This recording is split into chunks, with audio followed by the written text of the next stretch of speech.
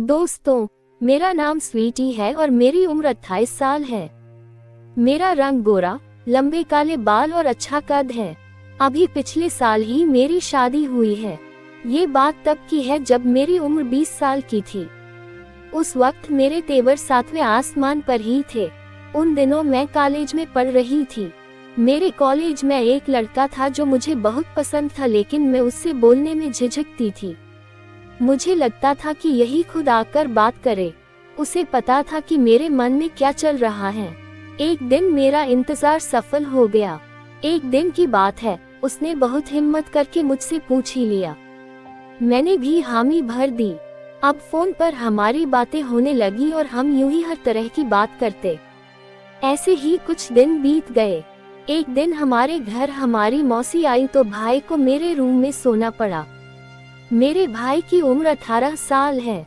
वह भी देखने में किसी से कम नहीं है। उस दिन हम सब डिनर के बाद सोने चले गए।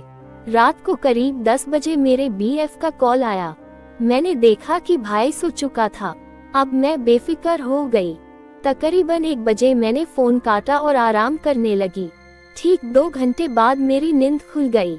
मैंने भाई को देखा, वह नींद में लगा हुआ था। नैओ ने कैसे तैसे वो पल काटा। सुबह ये सब दिमाग में घूमता रहा। उस वक्त से भाई मेरे दिमाग में चढ़ गया था। उससे पहले कभी वैसे नोटिस नहीं किया था। अब मेरे दिमाग में आने लगा कि घर में गेम खेली जा सकती है, किंतु भाई के मन का जानना भी जरूरी था। तो अगले दिन मैंने एक प्लान बनाया। मैं जानबूझकर तैयार होने चली गई तो मैंने सब नोटिस करना शुरू किया। मैंने देखा कि कोई आंख मुझे छेद से देख रही है। तब मैं समझ गई कि तीर सही निशाने पर लगा है, किंतु सामने से कैसे निकलवाया जाए, ये बहुत बड़ी चेतावनी थी। अब मुझे मौके की तलाश रहने लगी। 2 दिन बाद मैं कॉलेज नहीं गई क्योंकि मम्मी और मौसी किसी रिश्तेदार के घर गई थी। उन दोनों को शहर से बाहर जाना था तो वे दोनों देर शाम तक वापस आने की कह कर गई थी। शाम को मम्मी का कॉल आया कि वे उसी रिश्तेदार के घर ही रुक गई हैं और कल शाम तक वापस आएंगी। ये सुनकर तो मेरी खुशी का ठिकाना न रहा। मैंने भाई को भी बता दिया। रात को मैंने खाना बनाया और साथ ही में खा लिया। अब सही मौका था। भाई चला गया आराम करने को। मैंने भी सारा काम खत्म कर लिया। अब मैं कुछ प्लान बना ही रही थी कि भाई ने ही गेम खेलने का बोल दिया।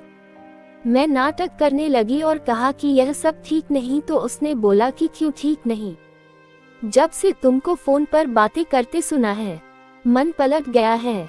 मैंने कहा तुमने मेरी बातें क्यों सुनी, तो उसने कहा मैं जाग रहा था। मुझे अजीब लगा ये सुनकर, क्योंकि मुझे तो लगा था मेरा भोला भाई उस दिन गहरी नींद में था, किंतु नहीं।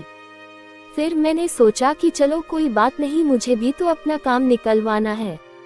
मैंने भी कुछ देर सोचने के बाद हाँ बोला और प्रॉमिस लिया कि यह हम दोनों का एक सीक्रेट रहेगा, और वो मान गया। उस दिन 2 बजे तक मैच खेलने के बाद मैं आउट हुई और सुबह 10 बजे जागी। घर मैंने सब सेट कर दिया ताकि मम्मी और मौसी को कुछ भी अंदाजा न लग सके। कहानी पसंद आने पर वीडियो को लाइक, सब्सक्राइब और एक अच्छा सा कमेंट जरूर करें।